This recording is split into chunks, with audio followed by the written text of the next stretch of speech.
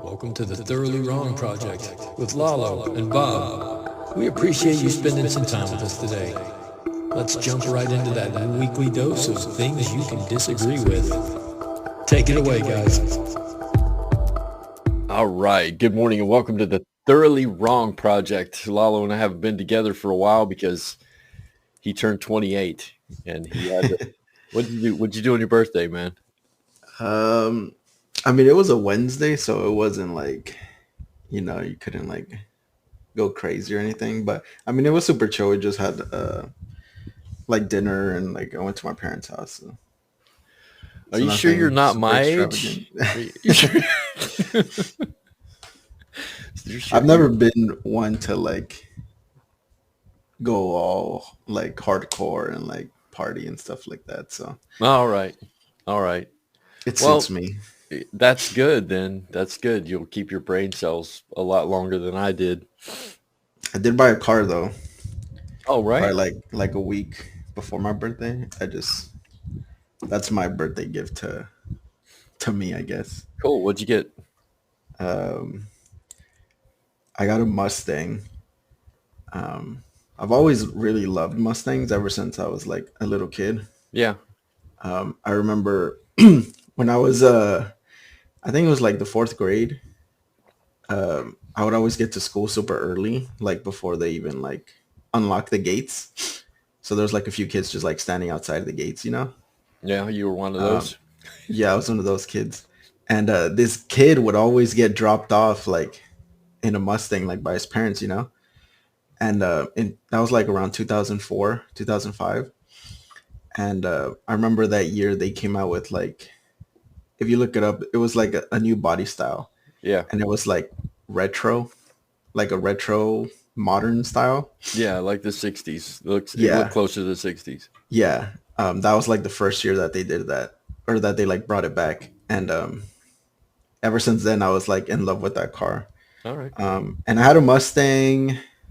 Probably it was in 2014. I bought one. I bought it like a 2012. It was like a V6. And then I got rid of it probably like 4 years later.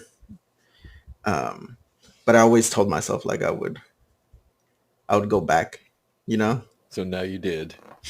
And like the opportunity came up. So it's probably not the best time, but this time I've always wanted a 5.0, like the V8. A 302. Yeah. So my friend, his family like owns a dealership here in town and they got one on trade-in. And it was a pretty good, and it was a pretty, like it was really well taken care of, like super low miles. I had like 10,000 miles. And they were able to give me a good deal. So I just decided to pull the trigger, I guess, you know? Yeah, that's a good car, man. I had my cousin had a 65 that I used to ride around in when I was a kid. So I always loved those cars. It's like, I feel like they're timeless. Yeah. Like the Bronco, same thing. Yeah. Because the other muscle cars, they like come and go, like the Camaro and the Challenger. They're like, they got discontinued. Like they're not making them anymore. Right. The Mustang's the only like muscle car that's been in like continuous production since like the 60s. Well, we're not going to say that the late 70s Mustang was a muscle car. They were more like the Pentang, the Pinto and the Mustang combined. So this car sucked, man. Yeah. So I did that. Like I said, my actual birthday was like pretty chill. So yeah, it's pretty good, I guess, way to start 28. Yeah, that's nice, man. So if you hear like a super loud car like rolling into work, that's me more than likely. Okay. All right. You'll have to take me for a ride. Yeah, for sure. Except you're kind of calm and I probably wouldn't enjoy it. So no, I'll get on it because it's hard to like not have a lead foot when you have like that much power at your disposal, you know? Yes, sir. I know. So I have that Suburban and it has a big block in it. So I get 11 miles to the gallon, but there's a reason I get 11 miles to the gallon because I get on it. Yeah. So yeah, I'll definitely take you around. All right, cool. Block. Cool. I remember my cousins, and then that made me love muscle cars. The 70s was cool. My first car was a 72 Chevelle. So, Nice. yeah, it was oh God, I still miss that car. Someday I want to rebuild one, but you know what? I'm running out of time. So someday, probably not going to happen. That's all right. I had it once. Oh my God, dude. I think 4th of July is canceled. Why Yeah, is that? because there's no independence left. That's true. It's gonna be a holiday to remember the independence that we did have at some point. Can you believe it, man? Seriously, like 100-year-old laws are coming back into what? It's like, what are you fucking talking about? Abortion's gone, free speech is gone, religion's back in schools. It's like an oligarchy and a theocracy kind of mixed together, you know? You know what I see that stuff like? I don't know if it's like the conspiracy theorist in me, but I see a lot of these things that's like the things that are happening as of late as it's almost as if like the GOP is like seeing the writing on the wall of like where the United States is heading when it Yeah, comes to like progressiveness, and it's like one final like lash to try to like just like they know that they can't really win with their like ideals and right. like platform, you know? So they're trying to like do all these other things to like win in other ways. Like I don't know if you heard about that Supreme Court case that um I think they're gonna hear pretty soon about like state elections Yeah, and how they can like just completely ignore like the votes if their state legislature deems them um like fraudulent or like right. illegitimate. Right. Just call the election because you feel like it. Right. So it's like things like that. Like they know they can't win just by getting more votes, you know? So it's like we have to find another way to keep ourselves in power, you know? So, and a lot of these new cases for the Supreme Court, it's very concerning because it's like usually when the Supreme Court takes a case or like makes a ruling on something, Yeah. like there's a case that's brought up with it.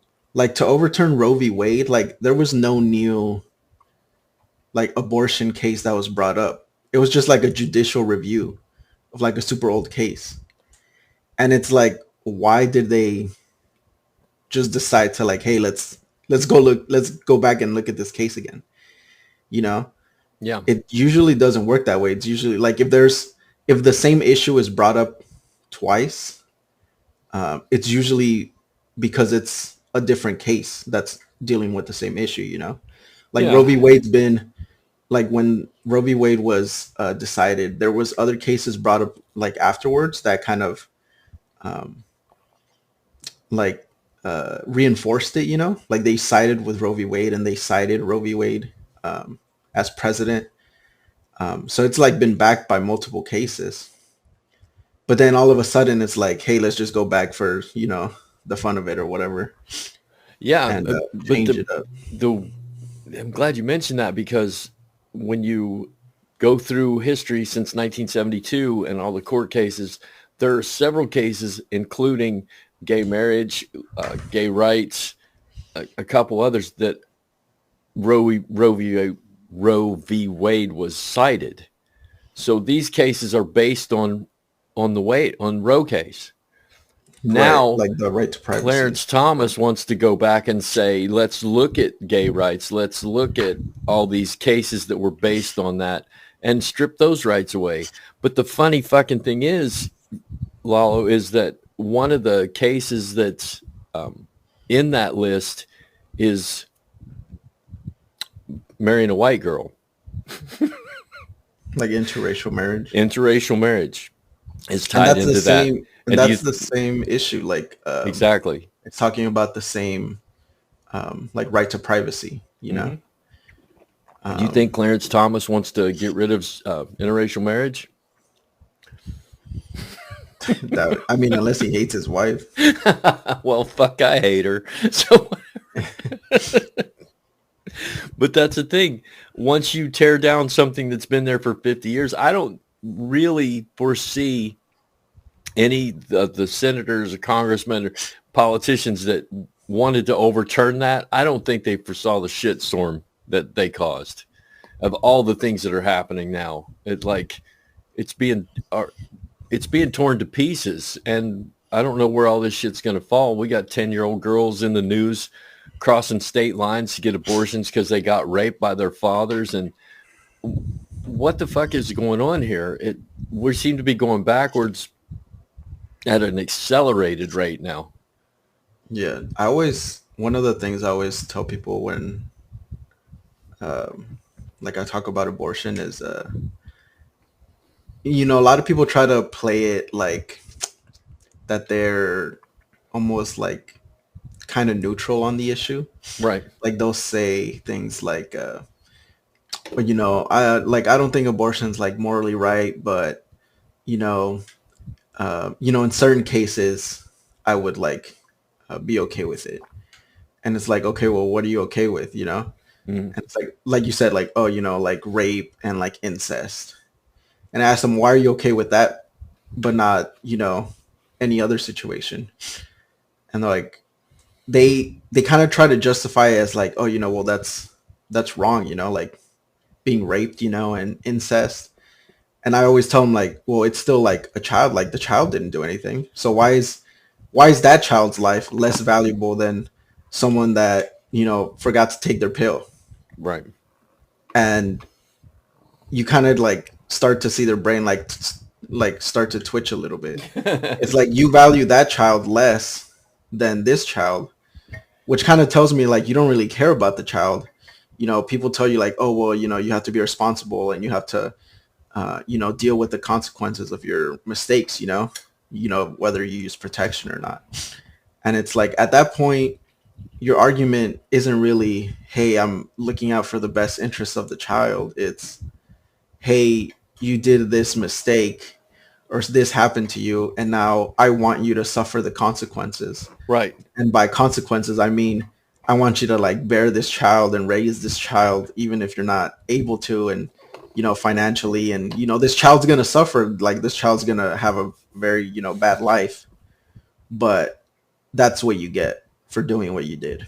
It's like, you're not caring about the child. You're just trying to like, in some ways, like teach a lesson. Yeah.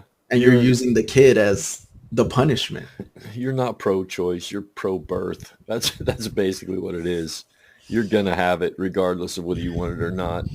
Right. So, I mean, people, like once you really start pushing them on it, it kind of like you kind of get to see like where they truly lie, Yeah.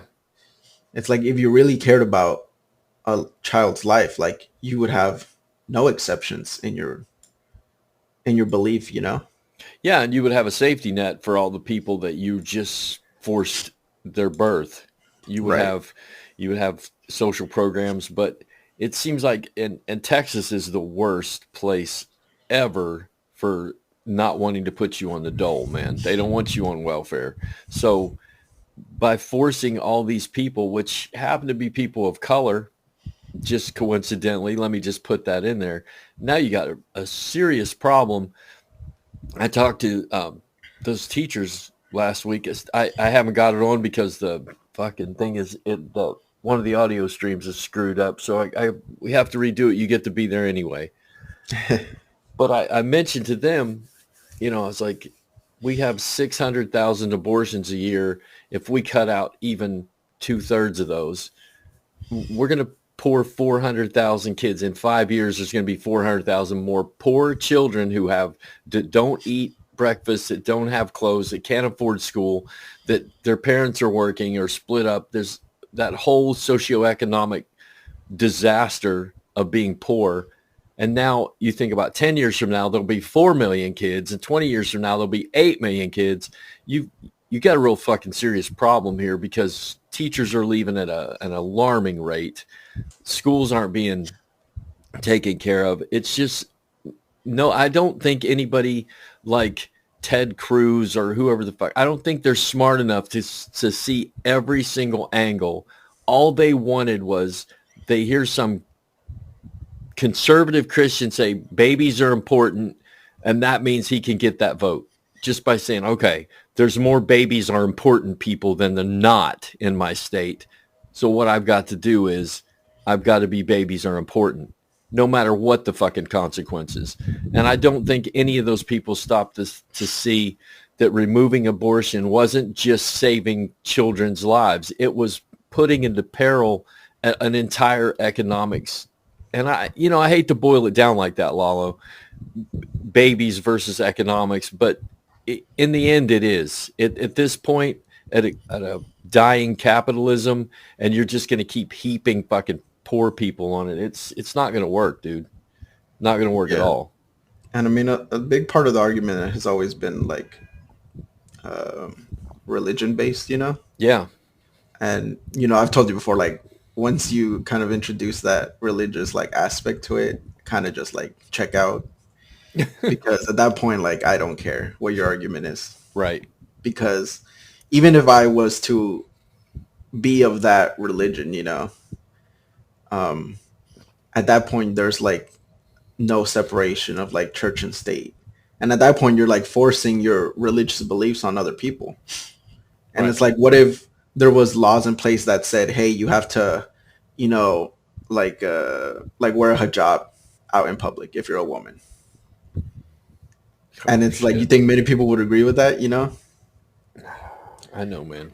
So it's like, it's one of those things where, as soon as you introduce that religious aspect, I'm kind of like, okay, like it's not that I don't care about your argument because I'll listen to it. I just won't take it seriously, Right. It's not an intelligent argument. And I'm not calling you stupid because you're a Christian. I'm just saying it's not a logical argument because your argument always goes back to the same 3 lines in a 1,000-year-old book. And I was like, that's fine. I get it. I know why you need that. Your fear of the unknown, whatever drives you to be a Christian. But when you live your life in a religious manner, like you said, it's like school prayer's already back. You can kneel and you can do it's starting to come back. And that's why I said it's like this oligarchy mixed with this theocracy while they rob the fuck out of us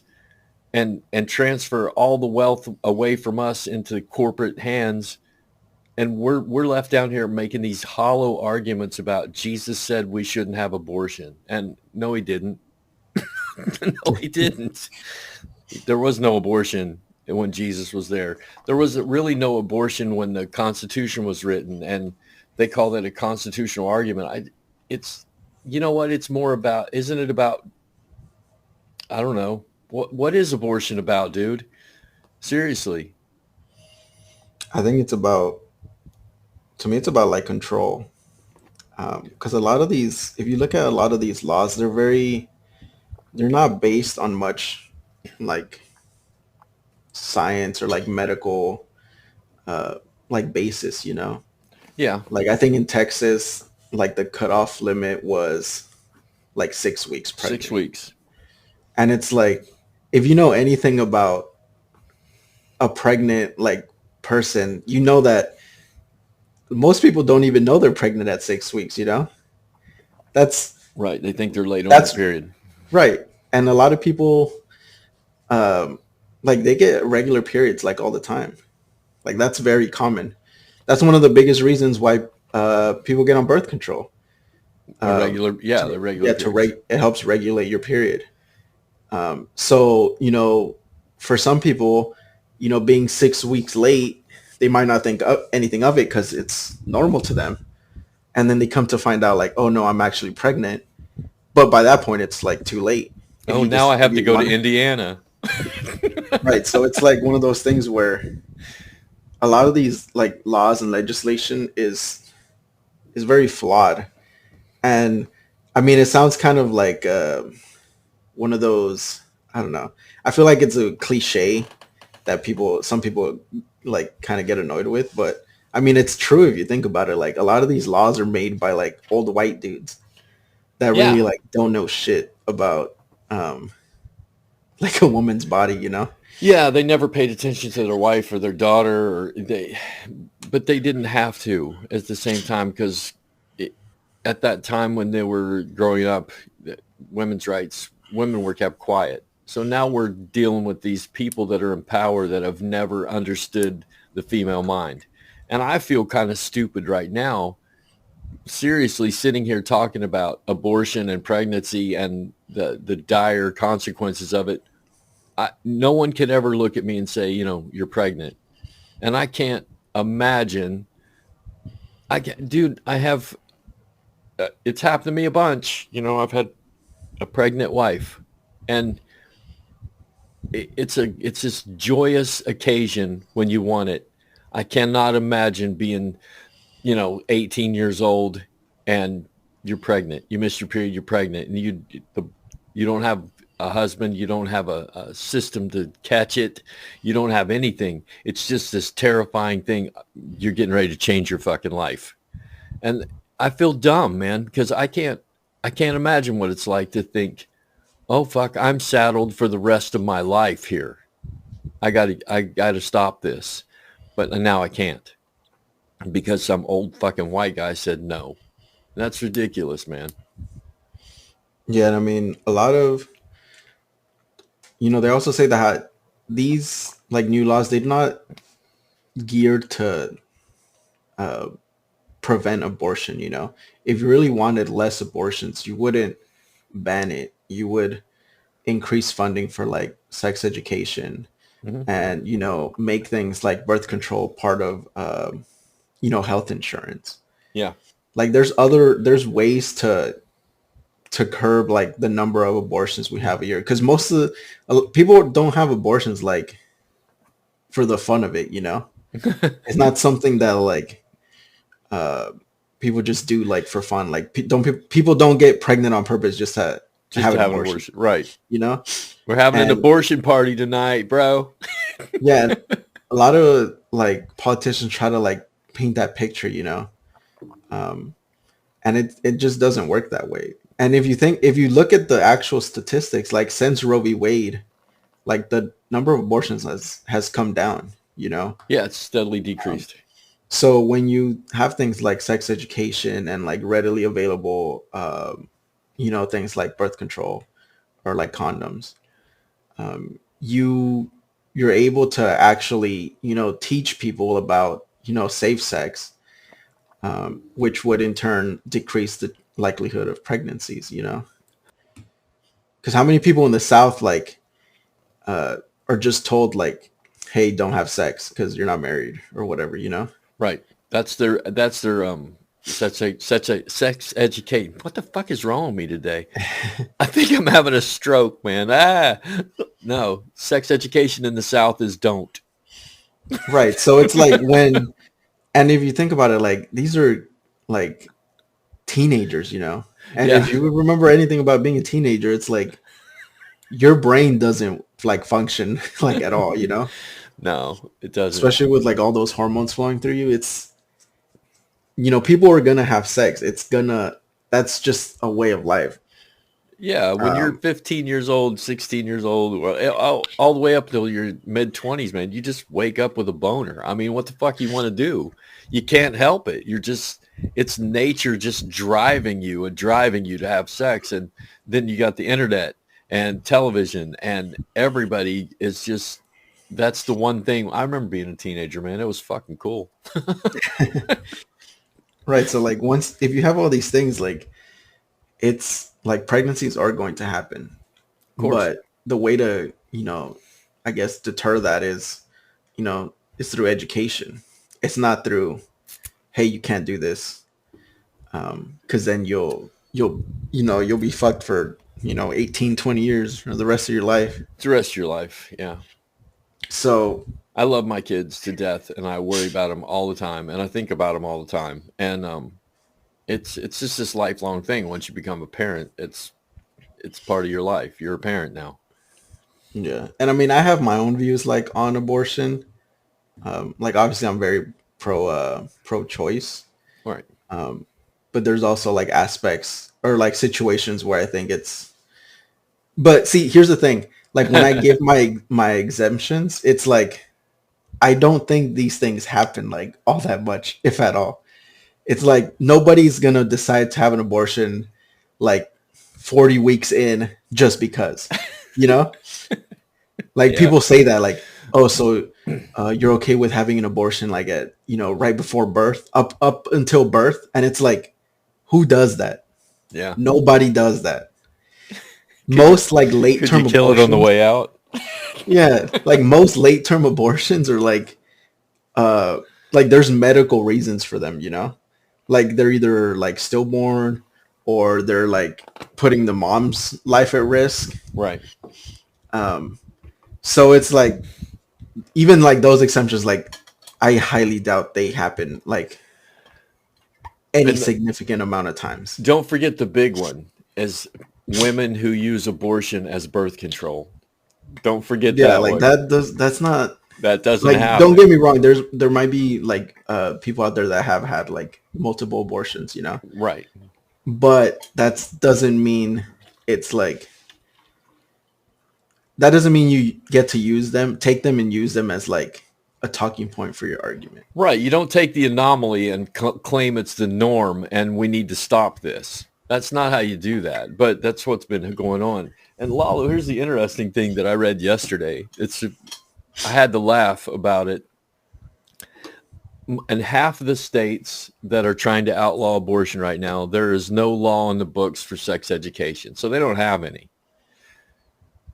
And those are think about that. It's like no abortion, no sex education. It's like you're leaving it up to parents who fucking checked out long ago and trying to bring up this. So we're going to outlaw this thing that has been legal for 50 years. What you need to do also as a parent is back up 50 years and start back there. And that's how you need to teach your children. So there's no sex education. They want to outlaw birth control as a government. What am I thinking? A government subsidy. No sex education, no birth control, no abortion. What the fuck are you doing? What are you really? Are these 80-year-old men really thinking about what the hell they're doing to our kids?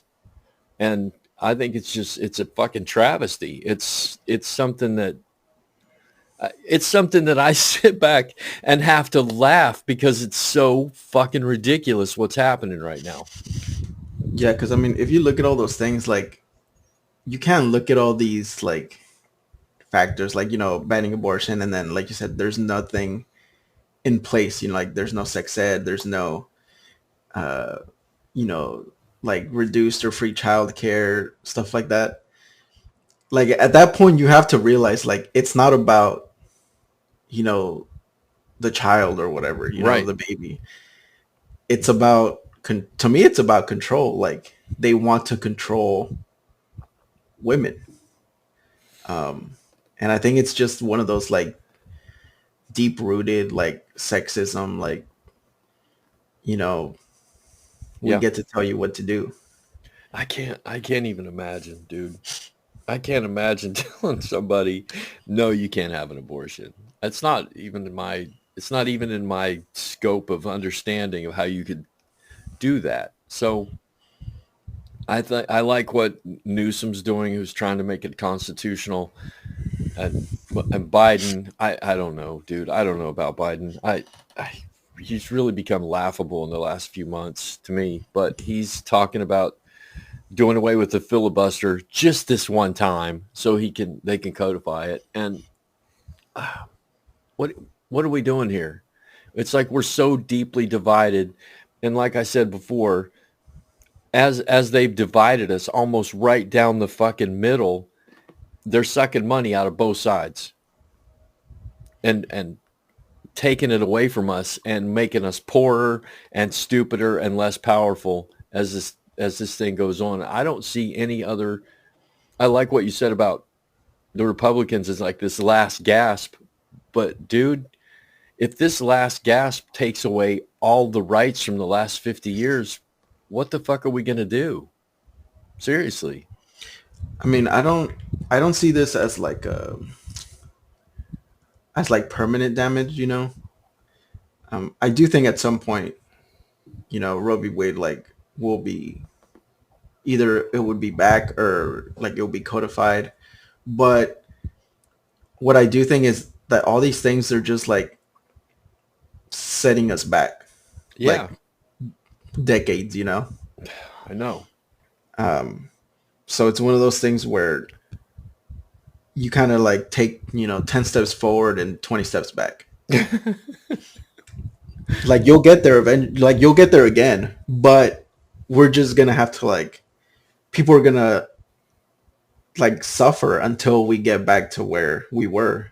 And even where we were, it wasn't like 100% like great, you know? Like when Roe v. Wade was still, you know, in place, like it was still very hard in some places to have an abortion if you needed one or if you wanted one. Right. There were some places that, you know, there wasn't a clinic near you for like hundreds of miles. Yeah. Or there's like one in the entire state. Yep. Texas, Louisiana. I could name them. Georgia, West Virginia, Tennessee. There's all those fucking places that are like that. Right. So it wasn't 100%, you know, ideal, but it was like the foundation was there, you know. Yeah. We just had to expand on it. But now even they ripped up the foundation, you know. So you kind of have to rebuild from literally the ground up. Which would be good if it became constitutional, if it was a constitutional thing. But you know, that's the modus operandi of government in those places. And like, okay, abortion's legal, that's fine. The clinics are illegal. So people from West Virginia have to go to Pittsburgh. They go to Pennsylvania to get it done. Even though it's legal in their state, it's just not accessible, like you said. And now what West Virginia's doing the same thing with marijuana. They're making it legal. It's fine. Medical marijuana is legal, but doctors aren't allowed to prescribe it yet. And there is one place in Morgantown, West Virginia, which is in the far north of the state, which would be hundreds of miles from like it's 200 miles, it's 150 miles to Charleston, I think. So they say, okay, everything's fine. And then they limit it. And then if there's at some point in the future, which is what they're planning on making it illegal again, it'll be easy to clean up their mess is what it is. So it's just that MO of trying to get freedom, trying to get your rights, and they give you a little bit, so you go, okay, cool, it's legal here, but then they don't give you any access to it. So then your complaints ring hollow to them. It's like, hey, we made it legal. Yeah, I don't know, it's just it's very frustrating. Like even like a lot of issues that I guess frustrate me don't affect me, if that makes sense. Right. And people like to kind of play that card, you know, like, why do you care? Or like, you live in California, literally nothing is going to change. Right. But it's like, people are capable of caring for other people that, you know, they don't know, or that they know are being negatively affected by this. Sure. Like, you know, people are able to have empathy and sympathy for others. And I don't know, it's just, I was talking to a coworker a while back, and we were talking about like kids, like having kids, you know? Yeah. And they told me something.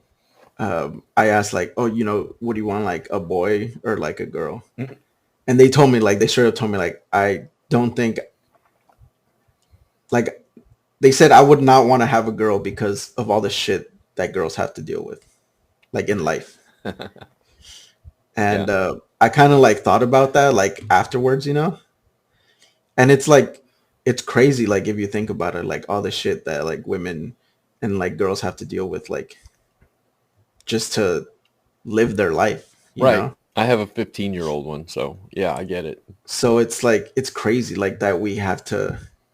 It's crazy that we live in a place where we're able to like see all those like issues and like injustices and prejudice towards like women to the point where we consciously say like I wouldn't want to like raise like a little girl in this like day and age, you know?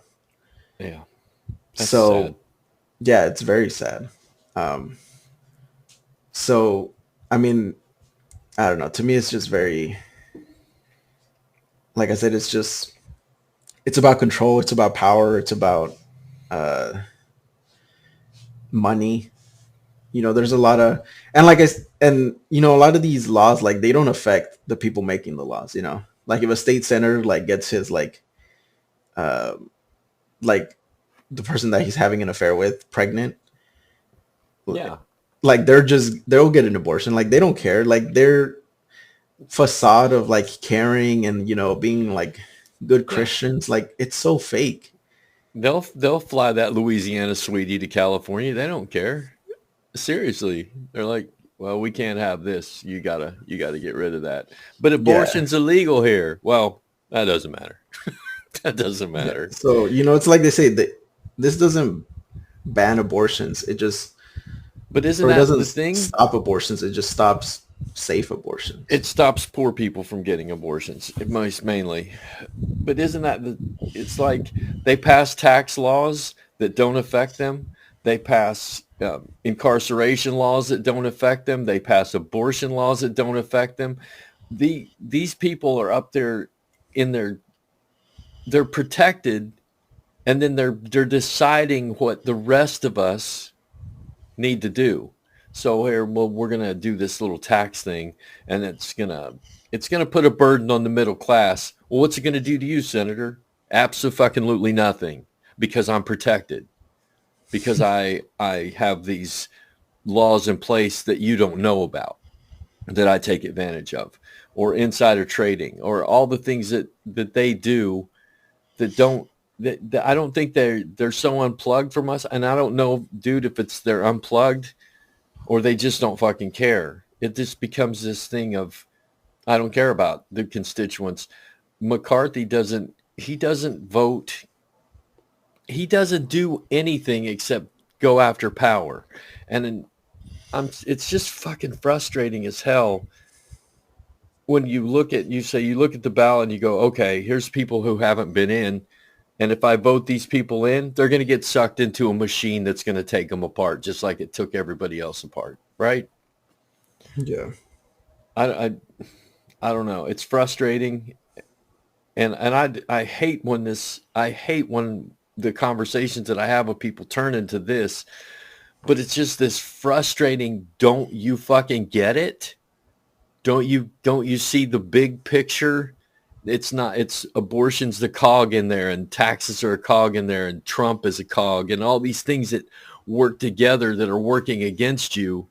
And I don't know how to take it apart. And then people are like, well, Trumpism works, and they have these weird fucking ideas about things, and like you said, you just begin to turn people off. And then that's dangerous for us, because that split remains, and when the split remains, they're still robbing the fuck out of us, and while our hands are up fighting each other, they're taking out of our back pockets. Yeah. And I mean, it's going to be interesting for me to see how all this affects like the midterms, you know? Yeah. I was reading that there's some, because I mean, there's been some elections that have started already, like primaries and stuff like that. Yeah. Um, Early voting states. yeah. So I was reading that there's some elections that prior, like if you polled them like a month ago, they were like GOP like landslides. Yeah. And then the actual election came around and it was like they won by like a slim majority. Or So lost, or they yeah, lost. There's plenty of GOPers out there who were supposed to win that aren't winning. So everybody's And trailing. It's a good thing, I guess. right, so it's gonna be interesting to see like how this plays out. And another thing I was thinking about, it's for a long time it's always been like that's one of the biggest like Republican like platform lines was like abortion, you know. Hmm. But now that they kind of like have it, And like it's a fuck up. Don't like forget that. what are they gonna like talk about, you know? Like what are state like legislatures or yeah, what are state politicians in like I don't know, like Mississippi or whatever, Alabama. Like what are they gonna talk about when it comes to like abortion? Like they won, you know, technically I guess. So it's like what do you move on to? Because I know they have to move on to something. Like they have to talk about something else now. Right. So I don't know. We'll Well, see. they are. They're the message is clear at this point. I've been reading about that exact thing because that was my question. Okay, you won.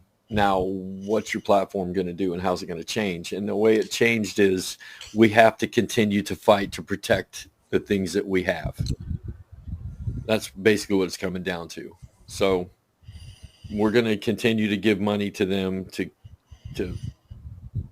protect the rights that have been taken away from us.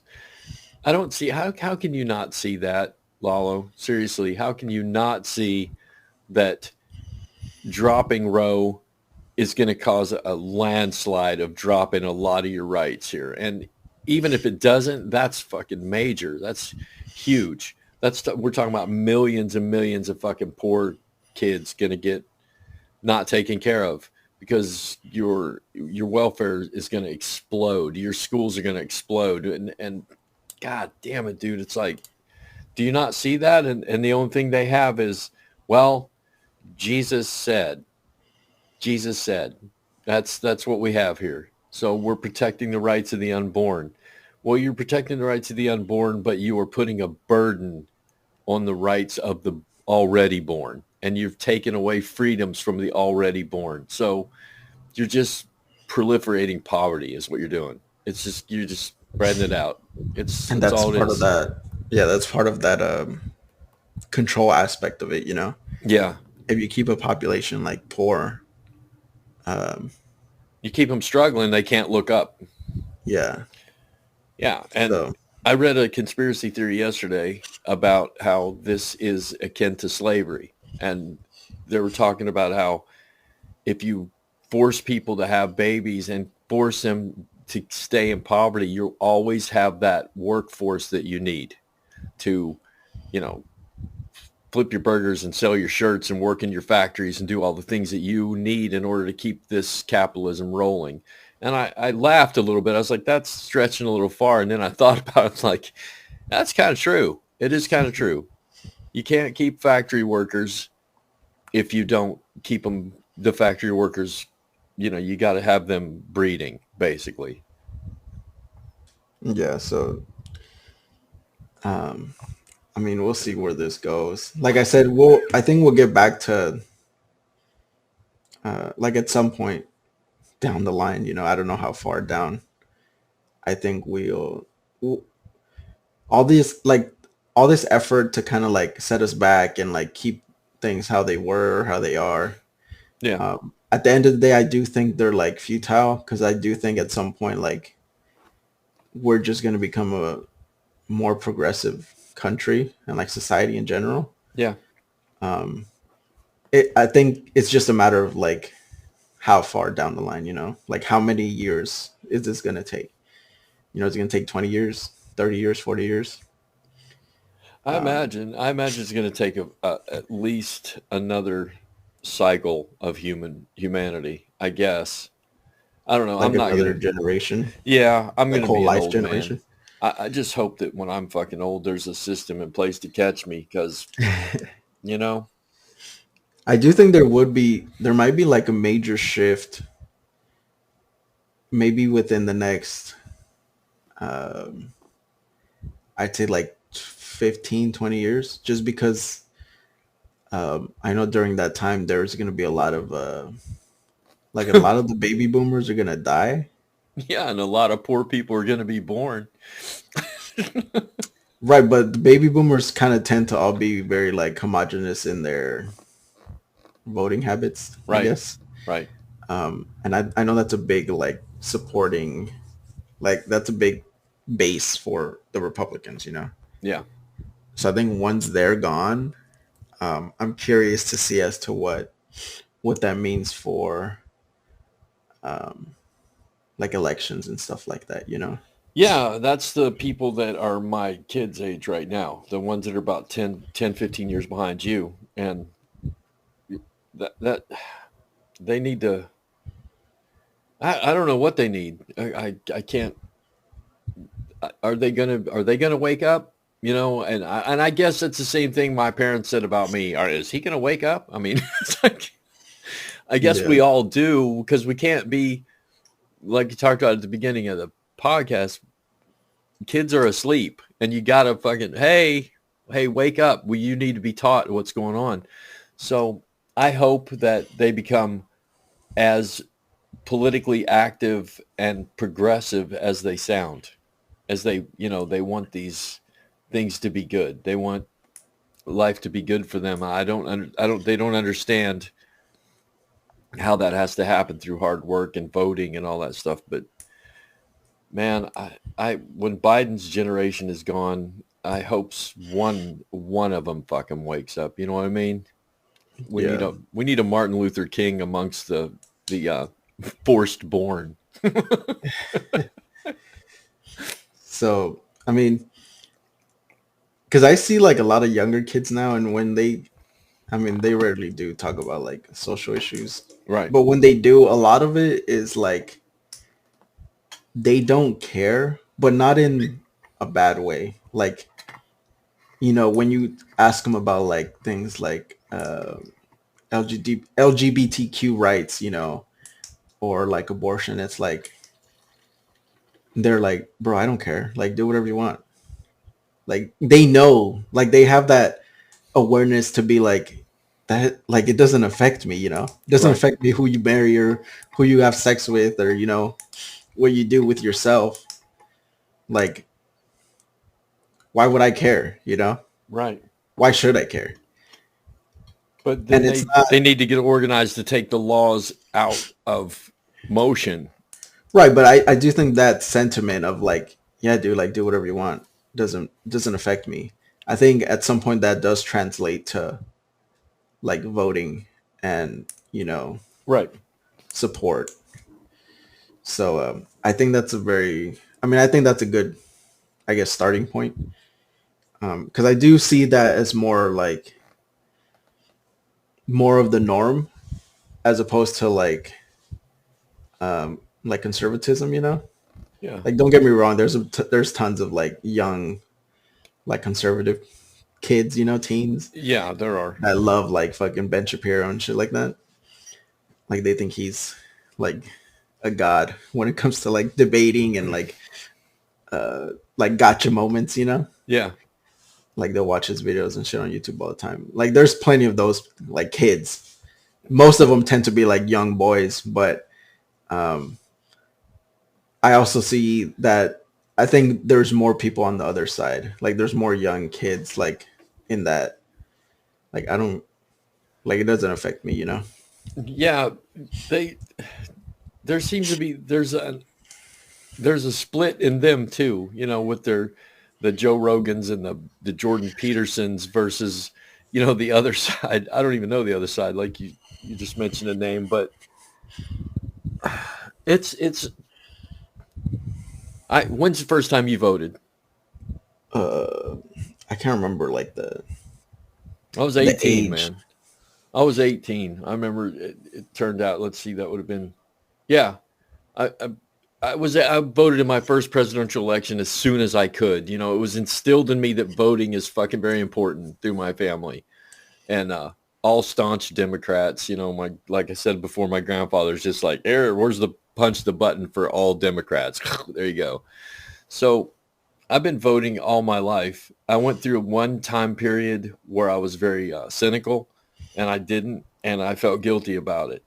But the voting habits of the young are, we're not telling them they need to vote, and that's dangerous as hell.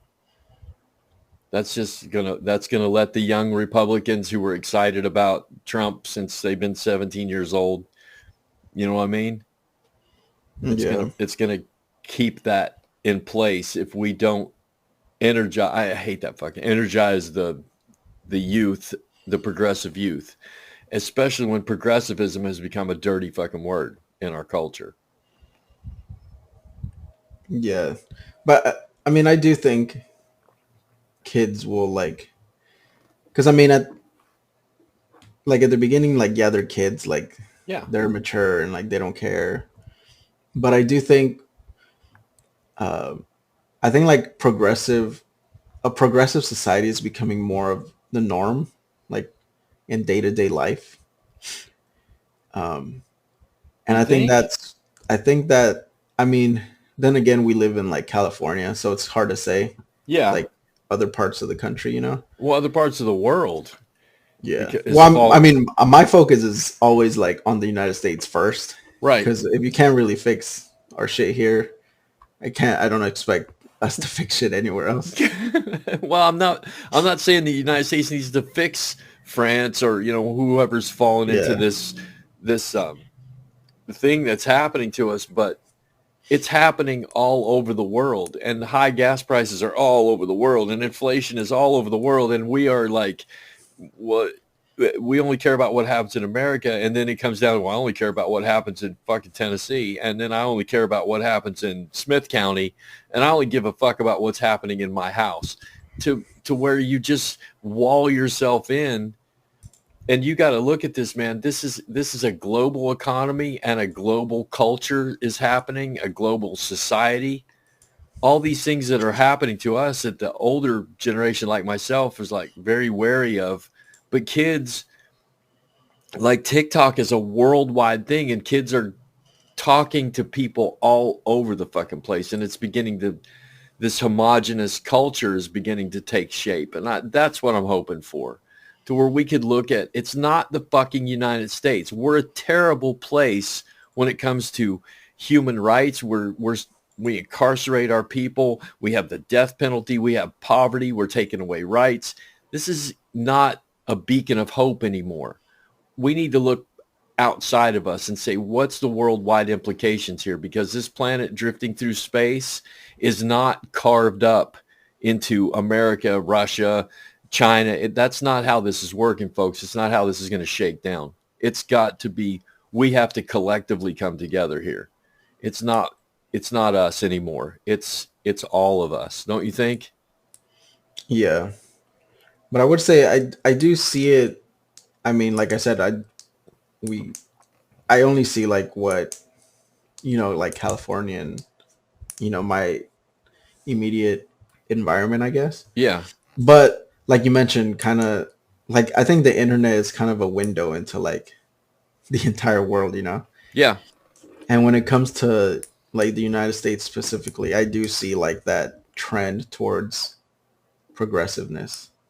I see more people like more and more people like every day kind of on the boat of like, yeah, like this is like how we should go about living our life.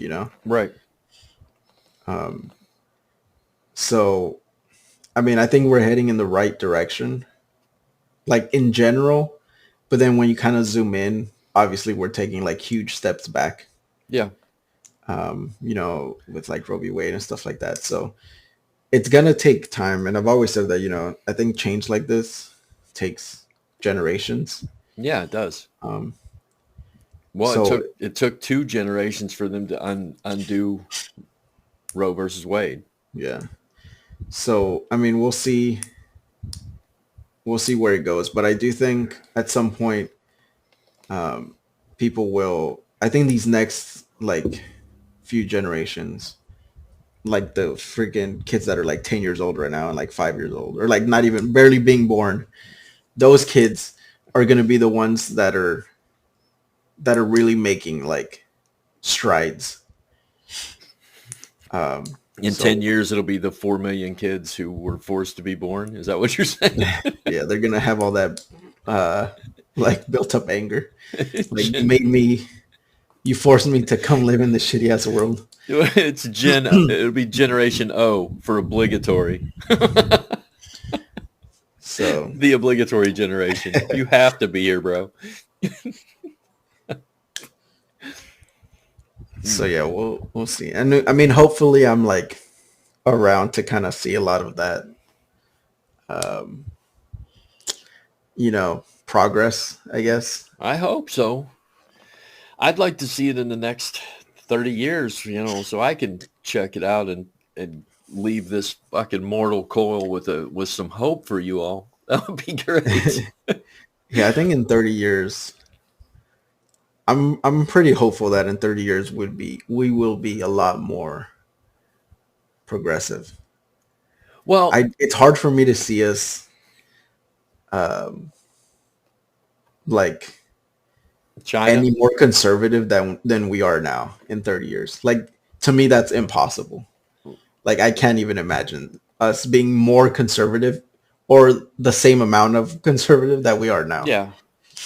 Yeah, well, there's your 3 steps forward, 2 steps back. So you're always gaining a step somewhere. I mean, although it's slow. Yeah. As I get older, I think, most people as they get older grow more and more conservative. I guess out of fear, of we're going to get frail and we can't take care of ourselves. So we need this conservative society that says you need to take care of us. But I'm growing more progressive, man. In 20 years, I'd love to see a flamboyantly gay president. That would just be awesome. I mean, like RuPaul would be a great president for me. I was like, that's awesome, dude. So as long as I don't care what your fucking lifestyle is, I care, are you empathetic? Are you caring? Do you want progressivism? But at the same time with progressivism, you don't want to squash conservatives because that just creates an atmosphere of pain and suffering. And it's like, you're hurting us. Stop doing that. We need to go forward with some sort of empathy towards each other. It's like, listen, bro, I know that you don't believe in abortion because of your religion. So let's find some middle ground here and everybody try to, there it is. Why can't we all just get along? And I know we can't, but we don't have to hurt each other moving forward, right? Because See, to me, we like on that specific issue, like we already have a middle ground. They just don't like it. Like if you're if you're like hardcore religious or whatever, and you're heavily against having abortions, the middle ground is don't have an abortion. right, Like you yourself, if you don't believe in abortion, don't have it. don't have one. That's it. That's the middle ground. Right. Like, but when you force those decisions and beliefs on other people, like there's no middle ground to be found there. Like there's no, hey, let's allow abortion in this situation, but not in this situation. Like that's not how it works. Like the middle ground is you stick to your beliefs, you be, just follow whatever you follow, and that's fine. Like I don't care if people are like, if they see abortion as like morally wrong, Right. to some degree, I get it. Like I understand it, but Sure. when you take those morals and beliefs and you force them on other people, like that's when you're in the wrong. Well, when I was in church, when I was when I was preaching, I did, and I say that with almost trepidation now. Like, but I taught it's okay to be righteous, and it is, Lalo. It's okay to. This is my belief system. I follow it. 10 Commandments, whatever New Testament. I believe I'm going to heaven. That's great. All that plays out in your book. That's wonderful. And it's okay to be righteous. It's okay to be, I'm a righteous child of God. And it's cool to say that. But when you become self-righteous, When you start saying, you need to do what I do, then that's when it becomes wrong. When you don't drink in your house, that's fine. That's fine for you to say we are teetotalers. We don't believe in alcohol. We don't do that. We don't smoke cigarettes. And you go to your neighbor and start pamphleting his door about alcohol and then make it illegal for him to drink. And he's like, I don't even fucking believe like you, man. That's when it becomes wrong, when you impose your self-righteous beliefs on other people. So I tried, even when I was in church, I tried to tell people autonomy is fine. You cannot impose your will on other people. Be righteous for yourself, and I will respect the fuck out of you. I will. If you want to do that and you live that life, man, that's awesome. That's the same to me as doing what I'm doing with my health and being a vegan and doing all that stuff. But I don't go to people and say, you need to be a fucking vegan. If somebody asks me, I'll tell you, but I don't impose my will on other people. And that's what's wrong with the Christian right. They're right, and you better join them or you're fucking wrong. That's where it is. That's where it falls. Yeah. It's hard for people to kind of think that way. Yeah. Because everybody has like their own moral compass and their own idea of how, I don't know, the world should run. I mean, including, me and you. Yeah. But I think like a lot of our ideas are based more on like freedom and like actual freedom and like choices that people, because that's what freedom is, at the end of the day. Yeah. It's the ability to make choices on what you get to do with your life without having so many like external restrictions, unjust restrictions, Right. Doesn't mean like, hey, you should be able to go like kill somebody just because, you chose to. But to me, it's always like, if it doesn't affect anybody else, like abortion doesn't really affect, like if somebody has an abortion, that doesn't affect me, Right. Then I'm chances are I would be for that choice, What if it does affect you? What if it's your child, and they got all these fucking philosophical questions now and they throw them at people. It's like, well, what if it's your baby and the girl you got pregnant doesn't want to have it and you want to have it? I'm like, well, it's up to her. Well, that's something, yeah, because people bring that up all the time. Yeah. And I always tell them like, that's something you have to like have a conversation about. If you don't believe in abortion, why I do were you believe, having, yeah, like I do believe that there's a conversation like to be had. Like, let's say you get like someone pregnant. It also depends on the situation, I guess. If it's like some like one night stand and like the girl just never tells you about it, like that's fine with me. right, But like, let's say you're like in a relationship with somebody and, you guys get pregnant and, she's not sure if she wants to like keep the baby. You should talk it out. But at the end of the day, if you disagree, like, let's say you want to keep it and then the girl doesn't want to keep it, I still think like at the end of the day, like that's their choice. yeah, it's on her. And even if that choice like kind of might damage or end the relationship, then that happens. But at the end of the day, like that should still be their choice because they're the ones that are gonna have to, be pregnant for 9 months. It's Right. not you. So Can I be? I know we're running into an hour here, but can I be the devil's advocate real fast? sure.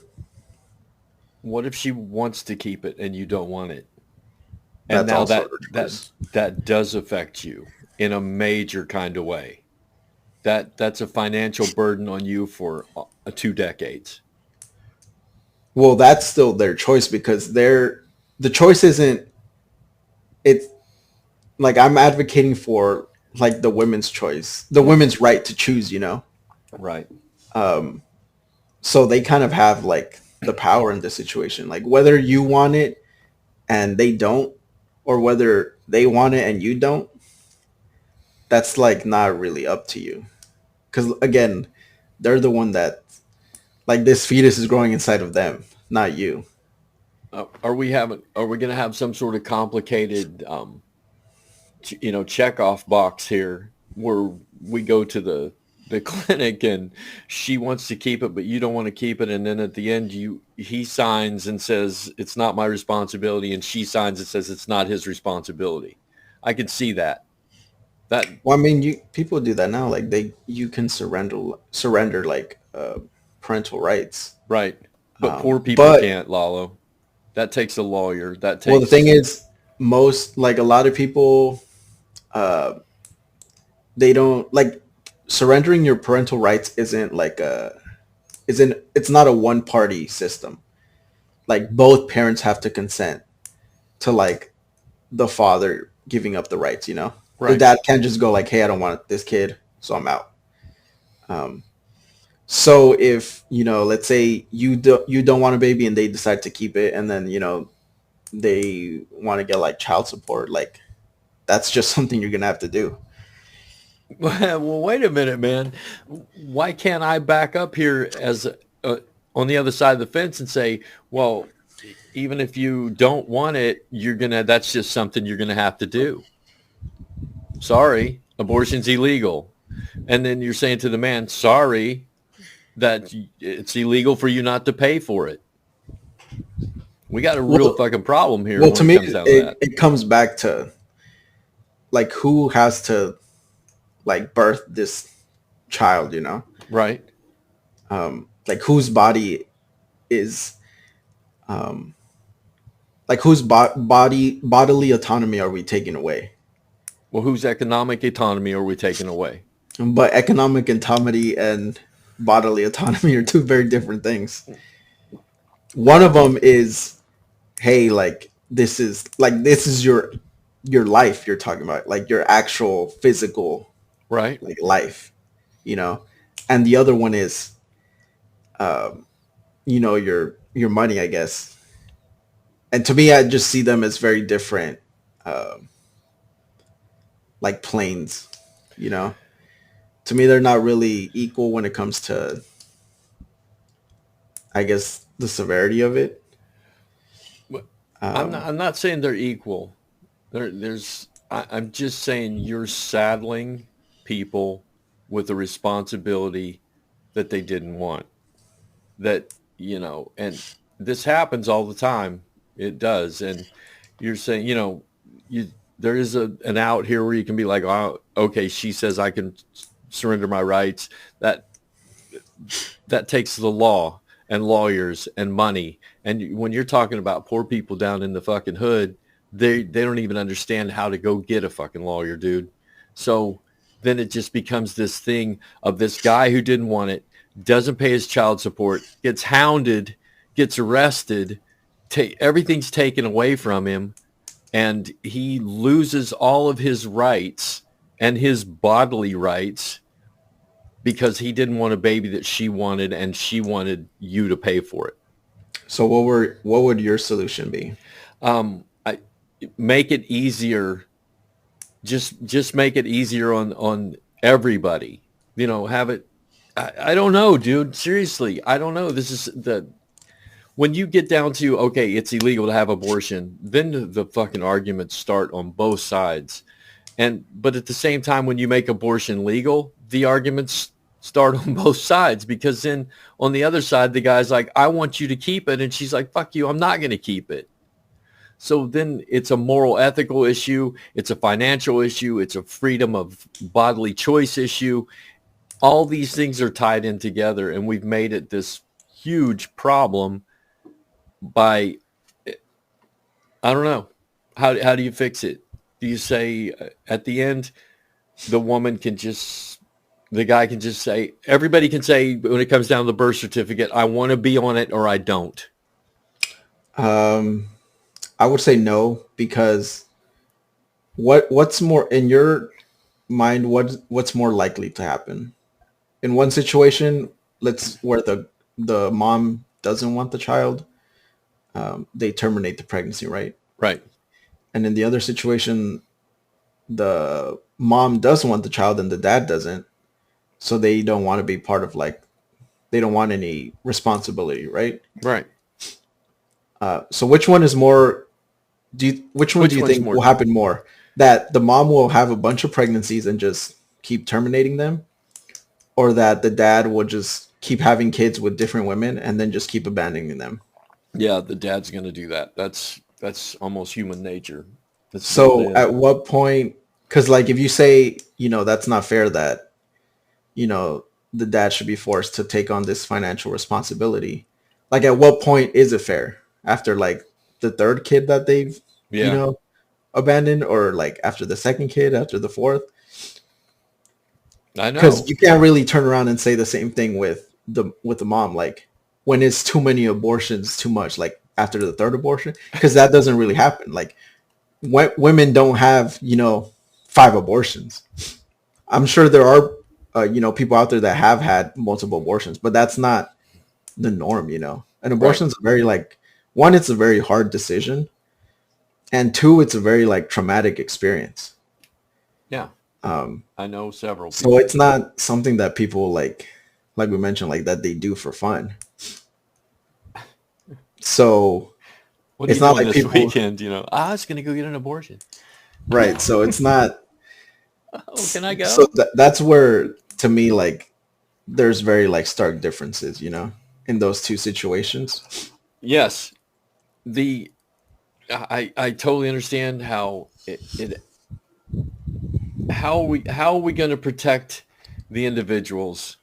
And I know sending one person to prison because for something they didn't do is wrong.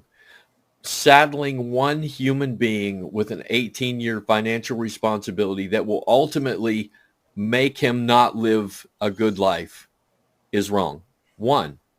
Just one, dude. And you can't say, these things are going to happen no matter what. And I don't think we can fix it. I don't think it's fixable. When you come down to it, it's just going to be this continuous argument. But all your arguments and all my arguments are truly based on anomaly. Like you said, it doesn't happen very often, but it fucking happens, Yeah. So how do you save the 0.00001%? And are they even important at this point? But see, to me, you can't base your stance or like laws on an issue on that anomaly, Right. Because to me, that's just like, that's a bad faith argument. I agree. I agree. But still, the guy that's down there, 6 years in, can't get ahead, constantly hounded by child support services, constantly under the gun. That I know plenty of those people. I've known them all my life. Of the guys like I had a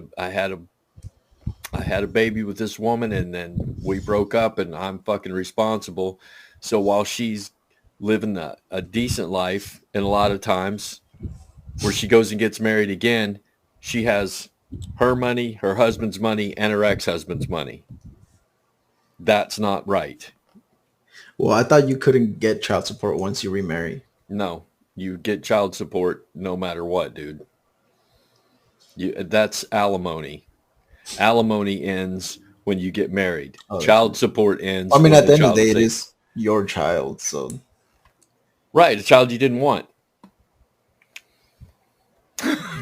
I guess. At the end of the day, it's your car. You need to fix it. I don't want the fucking car. Fix it anyway. It's just these arguments. These are valid. These are really valid. They happen a lot. And as you get older and your friends start having babies and getting divorced, and you're going to start hearing a lot of these arguments, bro.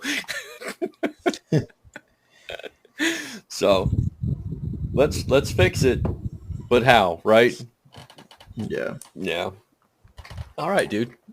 I'm gonna try to get this guy back on next week. I fucked him over a couple times because we were supposed to do it and I got sick. And then that went to the next weekend and everybody was ready to go. And then on that Wednesday, I got the call to be in that movie. I'm in a movie. And when does that come out? Is it Oct- like in editing? It's in editing right now. It's going to be at Screamfest, that worldwide that's horror festival. Yeah, so Yeah. it's going to be at Screamfest. It's going to open there, and then it's going to open here in Bakersfield. It's going to open at Screamfest. That's in the last 2 weeks of October, I think, and then it'll open here in Bakersfield in November, I think. Not gonna lie, the title of the movie makes it sound like it's a porn or something. I know, man.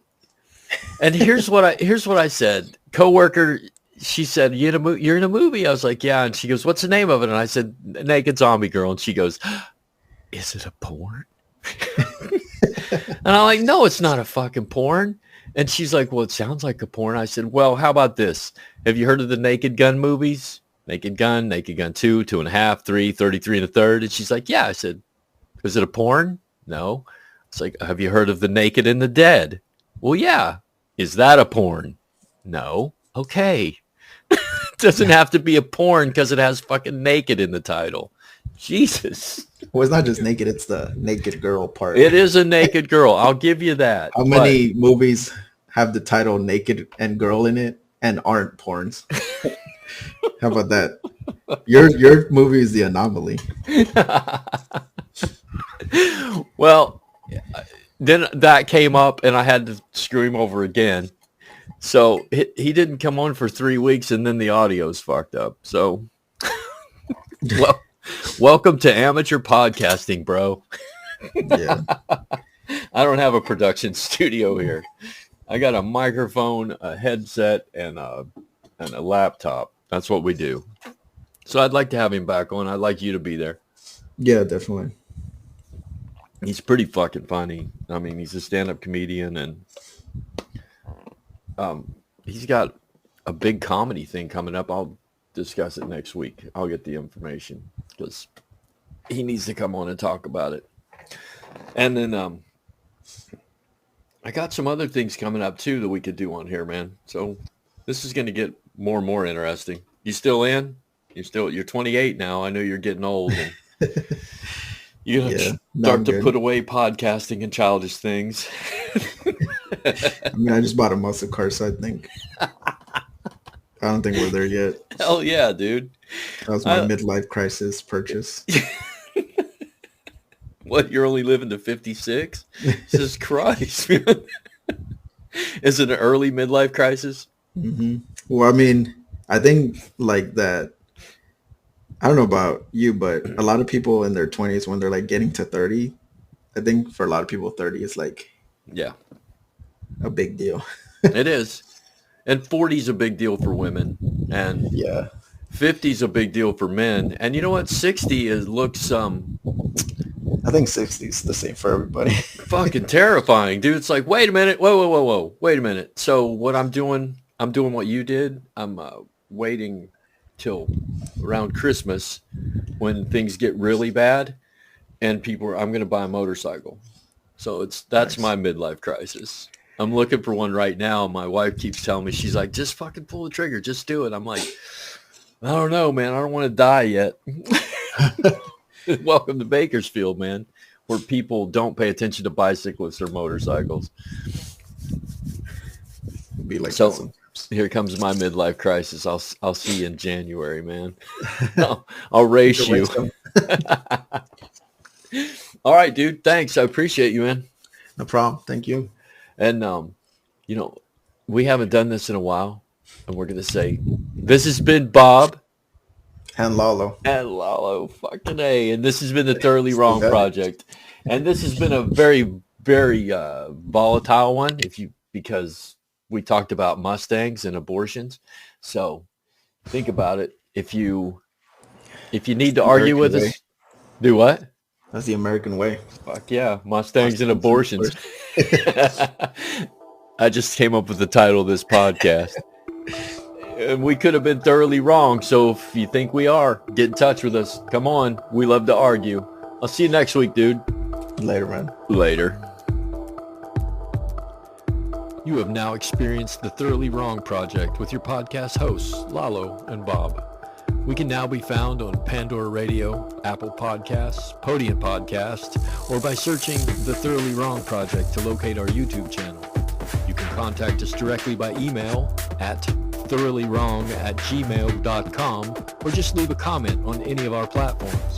Until next time, thanks for spending your valuable time with us, and remember, always speak up and never be afraid to be thoroughly wrong.